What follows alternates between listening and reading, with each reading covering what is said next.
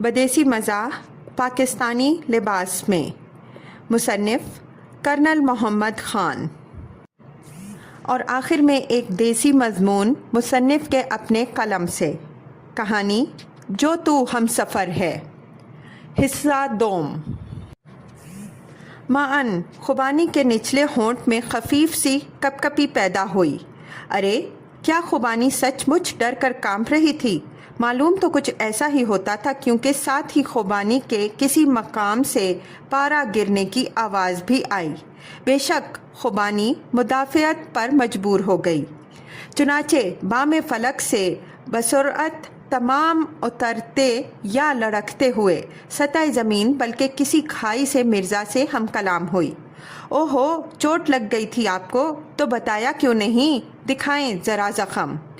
हमें यह अंदाज़ा ना था कि खुबानी इतनी मीठी और रसीली हो सकती है, और इस फुर्ती से मिर्ज़ा समझ गए कि दुश्मने जान ना सिर्फ हथियार फेंक चुकी है बल्कि थोड़ी सी पेश दस्ती भी कर लेगी।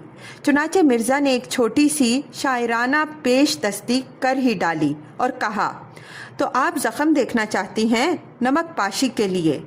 नहीं जी, ड्रेसिंग के लिए। मैं डॉक्टर हूँ, मुझे डॉक्टर सरवत कहते हैं।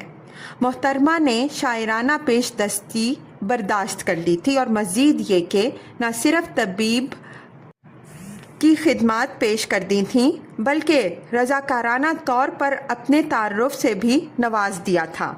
ज़ख़म का मुआयना कर चुकी तो अचानक बोली, ज़रा ठहरें, और भागकर अपनी कार से फ़र्स्ट एड का थैला निकाल लाई।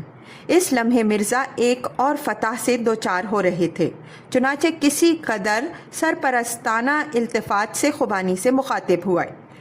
तारुफ का शुक्रिया मिस सरवत। खाकसार को रेहान मिर्ज़ा कहते हैं, और ये है मेरे साथी चौधरी खुशी मोहम्मद। खुशी मोहम्मद कहते हुए मिर्ज़ा का इशारा इस खाकसार की तरफ था। जवाब में खुबानी ने हम दोनों की सिमत में एक खुशामदाना मगर खासी दिलबराना मुस्कुराहट छोड़ी। इसके बाद ज़ख़म और गिले धुल चुके और पट्टी बंध चुकी तो मिर्ज़ा ने अपने सूटकेस से एक जूती निकाली और कमर से झुकते हुए उसकी मालिका के कदमों में डाल दी। इस खैर सगाली के माहौल में तरफ़ैन का पुलिस से रुजू सरासर बेमहल था। चुनाचे दोनों फरीक खाने के बजाय होटल की इस्तकबालिया की तरफ चल पड़े, जहां अपने मेज़बानों से खुशामदेद और मसनूई मुस्कुराहटें वसूल करने के बाद रजिस्टर में अपने ख़वाइफ लिखवाए। ये हो चुका तो इस्तकबालिया क्लर्क ने कमरा नंबर 25 की चाबी एक बैरे को थमाई और बैरा मेरा सामान उठाए और हमारी उंगली पकड़े कमरे को चल पड़ा। खुबानी हमें टाटा करती हुई दूसरी सिमत में किसी कमरे को चल दी। हमारा कमरा बज़ाहिर साफ़ सुथरा था, मगर मिर्ज़ा अंदर कदम रखते ही रुक गए और ठोड़ी उठाकर नाक के रास्ते जेट तैयारे की तरह कमरे के चारों कोनों और छत से हवा खींचने लगे, जैसे एक ही सांस में सालम कमरा सूंघ रहे हैं। मैंने ये मंजर देखा तो कहा, मिर्ज़ा साहब आहिस्ता सूंघिए, कहीं छत ही ना नीचे खींच लाइएगा। मिर्ज़ा मेरी तरफ देखे बगैर बड़े तहम्मुल से नासिहाना अंदाज में बोले, बरखुरदार, जिस बात की समझ ना हो इसमें दखल ना दिया करो, और सूंघना जारी रखा, यूं जैसे शर्लॉक होम्स के मुतनब्बा हों। मुझसे ना रहा गया और कहा, मिर्ज़ा आखिर सूंघ क्या रहे हैं? मुझे तो कोई बू वगैरह नहीं आ रही। बोले, तुम्हारे कुव्वत शामा कुंद और ज़ौक़े लताफ़त बातिल हैं, और तुम्हें यह भी मालूम नहीं कि खामोश रहना कितना बड़ा वस्फ़ है। मैंने फ़ौरी एहतजाज किया, खुदा ना करे मैं सूंघने की कुव्वत से बेबहरा हूँ। बोले, मियाँ खुदा ने तो ये भी कर दिया, मगर ये उसका एहसान ही समझो। खुशबू हो या बदबू तुम्हारा कुछ नहीं बिगाड़ सकती। खुदा ने तुम्हें बड़ी गैर जानिबदाराना नाक दी है। कहा, लेकिन मिर्ज़ा हद से ज़्यादा जानिबदार नाक भी तो अज़ाब ही हो जाती है, मसलन तुम्हारी। बोले, अरे बेखबर, हसास नाक कुदरत सिर्फ चीदा लोगों को अता करती है। बहरहाल तुम्हारी नाक सूंघने का आला नहीं, लिहाजा ये ज़ाया भी हो जाए तो कोई फ़र्क नहीं पड़ेगा। मैं झुंझलाया और बोला, चश्मे बदूर, मेरी सुतवा नाक ज़ाया क्यों हो जाए? सूंघने ना सूंघने, इसके साथ चेहरा किस कदर खुशनुमा लगता है। बोले, अरे चौधरी, जाने भी दो, तुम्हारे चेहरे की खुशनुमाई ने कौन सा तीर मार लिया है। खुबानी ने तो तुम्हें कोई घास नहीं डाली, हालांकि तुम्हारा सुतवा नाक दिन भर तुम्हारे चेहरे पर रही। मैंने कुछ सोचा और कहा, ये तो सारी बदनसीबी खुबानी की थी, मेरा क्या बिगड़ा। वैसे खुबानी ने तो आपको भी कोई ख़ास चारा नहीं डाला, हालांकि आपने भी अपनी हसास नाक आज चेहरे से नहीं उतार फेंकी थी। बोले, अगर तुम दो प्यार करने वालों की पुरस्कार बातों या मरहम पट्टी के रमूज नहीं समझ सकते तो चुप रहो। मैं चुप हो गया और मिर्ज़ा ने कमरे का टेलीफोन उठाकर होटल के मैनेजर को तलब किया। मैंने मिर्ज़ा का कलाम सुना। मैं रेहान मिर्ज़ा बोल रहा हूँ, हम अभी अभी 25 नंबर में उतरे हैं, ज़रा यहाँ तशरीफ़ ना ला सकेंगे? चलें, असिस्टेंट मैनेजर ही को भेज दीजिए। थोड़ी देर के बाद नहीं, फ़ौरन प्लीज़, शुक्रिया। मिर्ज़ा ने फ़ोन बंद किया और लगे असिस्टेंट मैनेजर की राह तकने। 5 मिनट गुजर गए, 10 मिनट गुजर गए, मगर मुतवक्के मैनेजर का कोई निशान ना था। खफकान मिर्ज़ा का पारा एक सेंटीग्रेड के हिसाब से बुलंद होने लगा। कोई 15 मिनट गुजरे होंगे कि एक शख्स दरवाजे की चौखट में नमूदार हुआ। मिर्ज़ा ने उसे कुछ ऐसी चुभती हुई निगाहों से देखा गोया आतिशी शीशे से छन कर निकल रही हों, और कहा, तो आप हैं असिस्टेंट मैनेजर इस आलीशान होटल के? आपके खादिम हैं जनाब। इरशाद। आपको आने में एक मुद्दत लगी है, रास्ते में कोई हादसा तो नहीं हो गया था? जी, मैं समझा नहीं। मेरा मतलब है दफ्तर से यहाँ आने तक किसी बदख्वाह ने आपको हब्से बेजा में तो नहीं रख लिया था? कैसी बातें करते हैं जनाब, इस होटल में सब शरीफ लोग रहते हैं। फरमाएं, क्यों याद फरमाया था? मिर्ज़ा, जिनकी निगाह फर्श पर पड़े हुए एक बहुत ही छोटे से कागज़ के टुकड़े पर मरकूज़ थी, बोले, मैं एक बात तो ये पूछना चाहता हूँ कि इस कमरे की सफाई हर रोज़ होती है या हर जुम्मे, या सिर्फ ईद बकर ईद के मौके पर होती है? जनाब, रोज़ाना होती है, लेकिन आप चाहें तो एक बार फिर करा देते हैं। भेजूँ खाकरूब को? जी हाँ, ज़रूर, मगर उसे भेजने से पहले ज़रा इस कमरे की शुमाली दीवार को शर्फ़ मुलाहिज़ा बख्शेंगे? जी, मैं देख रहा हूँ, ठीक ठाक लगती है। और वो जो बारीक सी दरार फर्श से लहरा कर छत तक जा पहुँची है, इसे भी कमरे की सेहत की अलामत समझते हैं? ये दरार, ये तो बहुत पुरानी है। बहरहाल आप फ़िक्र ना करें, सालाना मुरम्मत में ठीक हो जाएगी। तो सालाना मुरम्मत तक आप अपने मुसाफिरों को किसी नागहानी हादसे के ख़िलाफ़ बीमा की सहूलत वहम पहुँचाते रहेंगे? हुजूर, इसकी कतन ज़रूरत नहीं, आप बिला खौफ क़याम फरमाएं। अगर ये सहूलत भी नहीं और सालाना मुरम्मत भी मुस्तक़बिल बईद की बात है, तो ज़रूरत पड़ने पर तजहीज़ व तकफ़ीन का बंदोबस्त तो आप करते ही होंगे। जनाब, ज़िंदगी और मौत तो अल्लाह के इख्तियार में है, लेकिन अगर तकदीर इलाही से कोई मुसाफिर चल बसे तो जाहिर है आखिरी रसूम में इंतज़ामिया हत्तुल मक़दूर हाथ बटाती है। जज़ाकल्लाह, जज़ाकल्लाह। और क्या आपके होटल में कोई ऐसा हादसा हो चुका है, खुसूसन इस कमरे में? मुद्दत हुई एक मुअम्मर मेहमान गुसलखाने में फिसल कर जाँ बहक हो गए थे, लेकिन इसके बाद आज तक खुदा के फजल से खैरियत है। इस खैरियत की तो बड़ी खुशी है, लेकिन ये जो कमरे में हल्की हल्की सी बू आ रही है, किसी मरहूम गाहक की तो नहीं? कमाल करते हैं जनाब, ये तो DDT की बू है। थोड़ी देर के लिए आपको नागवार लगेगी, लेकिन आप इससे मानूस हो जाएंगे और रात भर कीड़ों मकोड़ों से महफूज होकर बेफिक्र सोएंगे। رات تو ذرا بعد میں آئے گی۔ یہ دن دہاڑے جو ننھے ننھے کالے کالے پرندے اس کمرے میں محو پرواز ہیں، کیا آپ انہیں پہچانتے ہیں؟ اسسٹنٹ، یہ مچھر ہیں، مگر ابھی مر جائیں گے۔ قبلہ اسسٹنٹ مینیجر صاحب، ان کی موت و حیات بھی تو خدا کے اختیار میں ہے، مگر مجھے تو ان مچھروں کے ڈیل ڈول سے یوں لگتا ہے جیسے آپ کا ہوٹل ایشیا کے مضبوط ترین مچھروں کی قیام گاہ ہے۔ اسسٹنٹ مینیجر نے بدستور بیان صفائی جاری رکھا۔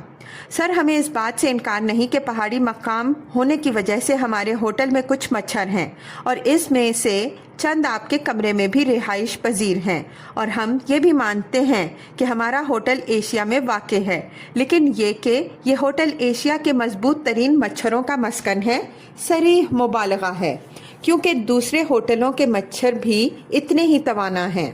اور یہ جو کمرے میں داخل ہوتے ہی آپ کے کسی چیمپئن مچھر نے میرے بازو پر تباہ آزمائی فرمائی ہے، اور یہ سرخ دہکتا آبلہ یادگار چھوڑا ہے، اس کے متعلق کیا خیال ہے؟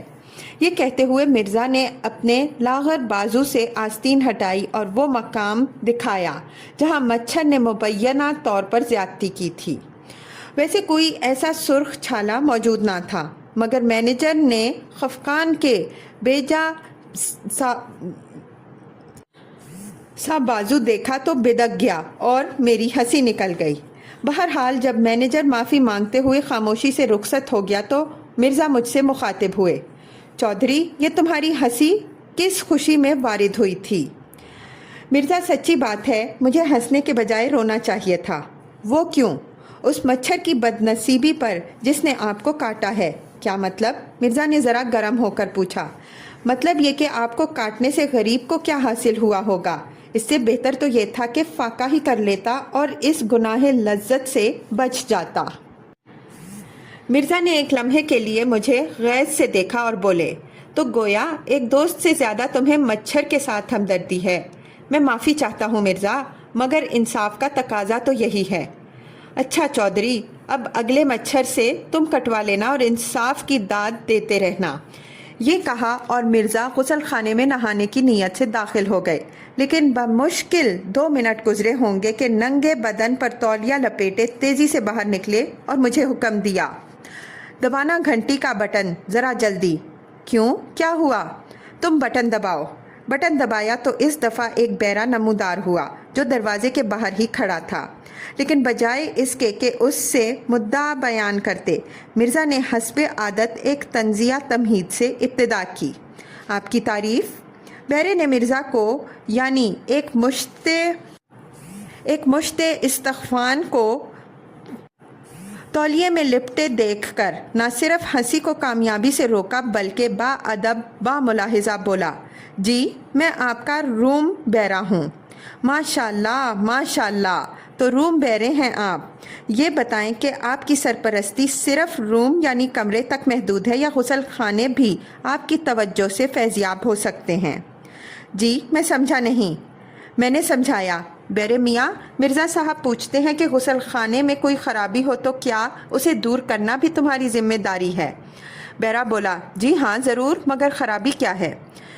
مرزا بیرے کی پشت پر ہاتھ رکھے ہوئے اسے غسل خانے میں لے گئے اور بولے، ذرا کھولیے پانی کی ٹوٹی۔ بیرے نے ٹوٹی کھولی تو حسب معمول پانی آنے لگا تو مرزا صاحب کا منہ دیکھنے لگا، گویا کہتا ہو کہ مجھے تو کوئی خرابی نظر نہیں آتی۔ میں بھی حیران تھا، چنانچہ میں نے کہا، مرزا نلکے میں تو کوئی خرابی نہیں، سوائے اس کے کہ تم پانی کے بجائے کوکا کولا کی توقع رکھتے ہو۔ مرزا بولے، چودھری پیشتر اس کے کہ میں تمہارے سوال کا جواب دوں، مجھے یہ بتاؤ کہ روم بیرے تم ہو یا یہ حضرت؟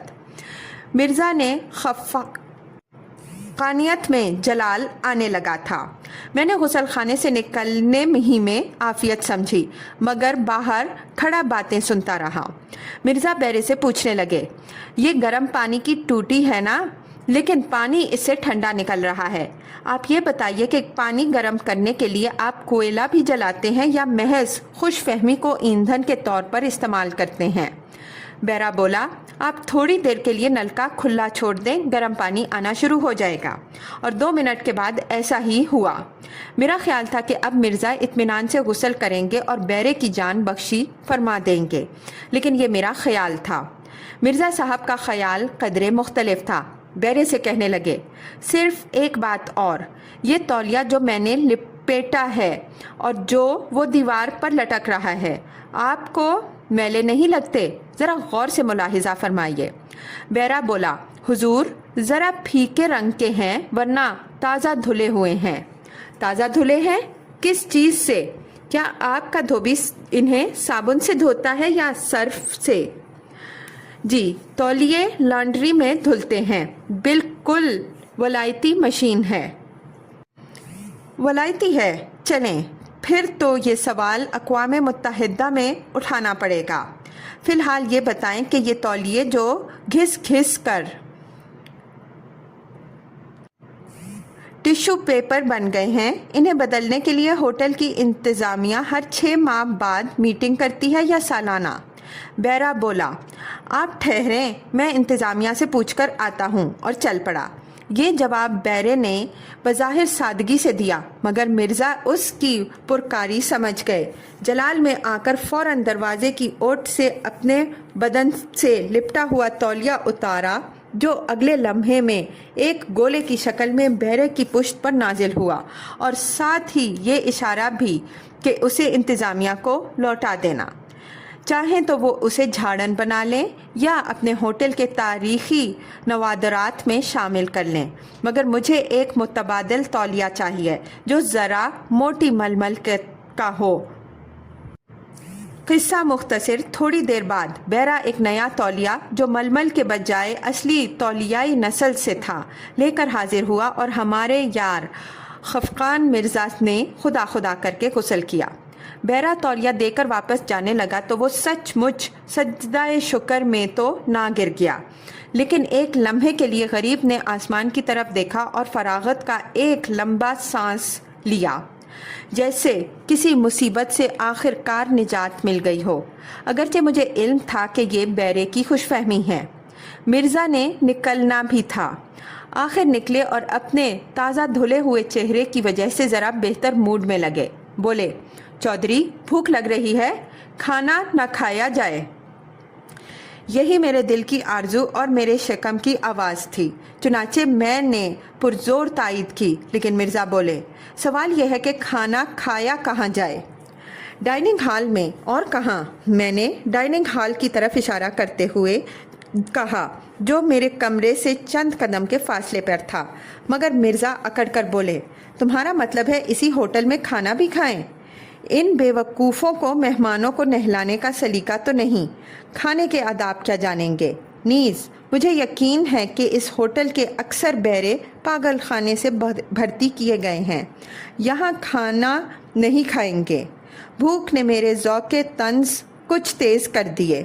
عرض کیا، جناب مرزا، آپ کو کسی ایسی طعام گاہ کا علم ہے جہاں کے بیرے یونیورسٹی سے فارغ التحصیل ہوں؟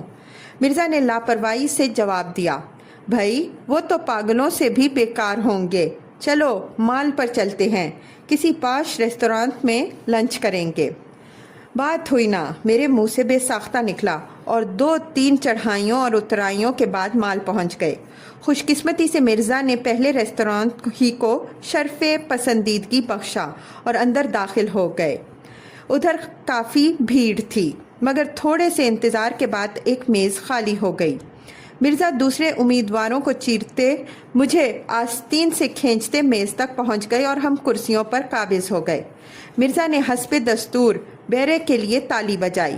جواب میں بیرا تو نہ آیا، لیکن ایک سفید پوش اور ذرا مضبوط سا آدمی پاس سے گزرا، جو تھا تو ہماری طرح ایک گاہک، مگر مرزا اسے بیرا سمجھے اور اس کا بازو تھام کر بولے، میاں ہمیں کارڈ بھی لا دیتے ہو؟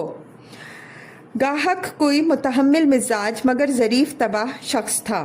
جواباً اس نے مرزا کا ہاتھ پکڑ لیا اور بولے، جناب آپ پدی کھائیں گے یا پدی کا شوربہ پئیں گے؟ اور پھر مرزا کو جواب کا موقع دیے بغیر بولتا گیا، آپ ماشاءاللہ مسخرے تو اچھے ہیں مگر ہیں بہت دھانپاں۔ पिद्दी के शोरबे से कहीं बदहजमी ना हो जाए। ये कहकर सफ़ेद पोश ने मिर्ज़ा का हाथ छोड़ा और मुस्कुराता हुआ आगे निकल गया। मुझे डर था कि मिर्ज़ा कहीं मुश्तइल होकर टक्कर ना ले बैठें, यानी मार ना खा बैठें, लेकिन मिर्ज़ा को अपनी सुबकी और गलती का बैक वक्त एहसास हुआ और शायद कुछ उस शख्स के डेल डोल से भी मुतासिर हो चुके थे।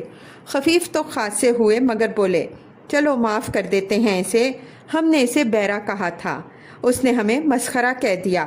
गोया ये मैच हार जीत के बगैर ख़त्म हो गया। ये सुना तो मैंने खुदा का शुक्र अदा किया। मिर्ज़ा ने ज़िंदगी में पहली मर्तबा ज़ब्त से काम लिया था, वरना मुझे डर था कि खाली पेट पिट जाएंगे, जो कुछ खा कर पिट जाने से कहीं ज़्यादा अज़ियतनाक होता है। इतने में खुशकिस्मती से एक हकीकी बैरा भी आ निकला और अदब से मिर्ज़ा से मुखातिब हुआ। फरमाएं जनाब, क्या खाएंगे? मिर्ज़ा ने अब के किसी तमहीद के बगैर जवाब दिया, पहले टमाटर सूप, फिर पुलाव और कोरमा और आखिर में कोई मीठी चीज़, मगर देर ना लगे। नहीं लगेगी हुजूर, ये कहकर बैरा हवा हो गया। यही नहीं बल्कि चंद मिनट बाद उसने गरम टमाटर सूप की 2 प्लेटें हमारे सामने लाकर रख दी। मैं भूख से बेहाल हो रहा था, फ़ौरन चमचा उठाया और एक लम्हे में सारी प्लेट पी जाना चाहा, मगर मिर्ज़ा बोले, ठहरो ठहरो, ये सूप कुछ ठीक नहीं लग रहा। ठीक था या नहीं, भाप देता गर्मा गर्म सूप अपने कामो दहन से फ़कत एक बालिश्त दूर देख कर जी चाहा कि चमचा उधर फेंक कर प्लेट मुंह से या मुंह प्लेट से लगा लूं और एक तूफ़ानी कश लगाकर सारा सूप सुड़क कर जाऊं, लेकिन हुक्म मिर्ज़ा कैसे टालता। उधर मिर्ज़ा सूप का बगौर मायना करने के बाद बैरे से पूछने लगे, बैरे मियाँ, ये बताओ, इस सूप का ज़ख़ीरा पाकिस्तान बनने से पहले किया गया था या बाद में? ताज़ा बना है हुजूर, बैरा बोला, आज सुबह ही तैयार किया गया है। देखो, मिर्ज़ा ने पुचकारा, मेरे करीब आओ और सच सच बताओ, ये सूप अपनी पैदाइश के बाद कितने 100 उबाल सह चुका है? सिर्फ 1 उबाल जनाब, मैंने जो कुछ कहा है सच कहा है, बैरे ने मुअद्दबाना कहा। तो फिर मिर्ज़ा जलाल में बोले, इसका रंग इतना गदला क्यों है? क्या बावर्ची इसी सूप में गुसल करता है? बैरा एहतजाजन बोला, आप कैसी बातें करते हैं जनाब, ये 5 स्टार रेस्तोरेंट है और हमारे खुसूसी मेहमानों में वज़ीर और सफ़ीर शामिल हैं। खफकान आराम से बोले, देखो, वज़ीर और सफ़ीर एक दूसरा मज़मून है, इस पर फिर कभी बहस कर लेंगे। फ़िलहाल ये सूप की प्लेटें वापस ले जाइए और पुलाव और कोरमा लाइए और देखें बिल्कुल ताज़ा हों। मैंने अपनी सूप की प्लेट जाते हुए देखी तो यूँ महसूस हुआ जैसे बदन से रूह परवाज़ करके बैरे के साथ होली हो। एक दफ़ा मैंने सुना था कि एक आदमी ने किसी बात पर अपने बचपन के दोस्त को जान से मार डाला था और मुझे यकीन नहीं आया था। आज ख्याल आया कि गालिबन मकतूल ने अपने दोस्त के सामने से सूप की प्लेट उठवा दी होगी। बहरहाल अब पुलाव और कोरमे की नवीद इरादा एक कत्ल पर गालिब आ गई और लगे बैरे का इंतज़ार करने। आखिर बैरा आता दिखाई दिया और जो ही उसने मेज़ पर खाना रखा, हम मिर्ज़ा की रस्मी इजाज़त से पहले ही पुलाव पर पिल पड़े और हर लुक़मे के साथ वो रूह जो बदन से निकलकर बैरे के साथ चल दी थी लौटने लगी। मगर मिर्ज़ा ने हस्बे आदत खाने के मुताल्लिक जरा शुरू कर दी। पुलाव की बोटियों को ज़रा मशकूक निगाहों से देखकर बैरे से पूछने लगे, ये किस जानवर का गोश्त है? बकरे का हुजूर। ये बकरा अपनी उम्र तबई से कितने साल तजावज़ करके मरा होगा? बिल्कुल 9 उम्र बकरा था जनाब, और मरा नहीं, ज़िबा किया गया था। आप खाकर तो देखें। मिर्ज़ा ने बोटी चखी तो लजीज पाई, चुनाचे बैरे को इशारा किया कि जा सकते हो और ख़ुद पुलाव से गुत्थम गुत्था हो गए। दरअसल मिर्ज़ा को मुझसे ज़्यादा भूख लग चुकी थी। आखिर सुबह से अब तक मुझसे कई गुना ज़्यादा ज़बानी कसरत कर चुके थे। ज़बान चलाना, खुसूसन मिर्ज़ा की रफ्तार से हल चलाने से कुछ कम इश्तहा अफ़ज़ा और जफाकश वर्जिश नहीं, चुनाचे मिर्ज़ा पुलाव की प्लेट से मुझसे भी पहले पार हो गए। इतने में बैरा ताज़ा रोटियां ले आया जिन्हें हमने कोरमे के साथ खाने की इब्तिदा की। क्या लजीज खाना था। जनाब मिर्ज़ा भी उंगलियां चाटने लगे और उस वारफ्तगी से कि मुझे अंदेशा हुआ कि कहीं मेरी उंगलियां भी पकड़कर चूस ना लें। सो ये था आलम शौक़ कोरमा खोरी का, और ये था सुरूर आलम खुर्दोनोश का कि यकायक मिर्ज़ा के मुंह से चीख निकली और प्लेट पीछे हटाकर चिल्लाए, बैरा बैरा बैरा। बैरा भागा भागा आया और बोला, हुक्म हुजूर। हुक्म यह है कि पुलाव किसी डॉक्टर को पेशतर इसके कि हमें कुछ हो जाए। खैर तो है सर, बैरे ने मुतफक्किराना पूछा। तकलीफ़ क्या है? तकलीफ़ बस इतनी है कि आपके कोरमे से ये मक्खी बरामद हुई है। बैरे को जैसे धचका सा लगा, बोला, मक्खी कहाँ है सर? मिर्ज़ा ने कांटे के साथ एक काली सी चीज़ उठाकर प्लेट के हाशिए पर रख दी और अपने मखसूस तंजिया लहजे में बोले, ये रही आपकी 5 स्टार मक्खी। वैसे बड़ी नफीस भुनी है आपके बावर्ची ने, बिल्कुल किसी मेहमान खुसूसी के काबिल है। बैरे ने झुक कर देखा तो मुस्कुराया और बोला, हुजूर गुस्ताखी माफ़, ये तो लौंग का दाना है, ज़रा हाथ लगा कर देखें। मिर्ज़ा ने हाथ लगाया तो बेशक ये लौंग ही था। मिर्ज़ा बड़े खफीफ हुए।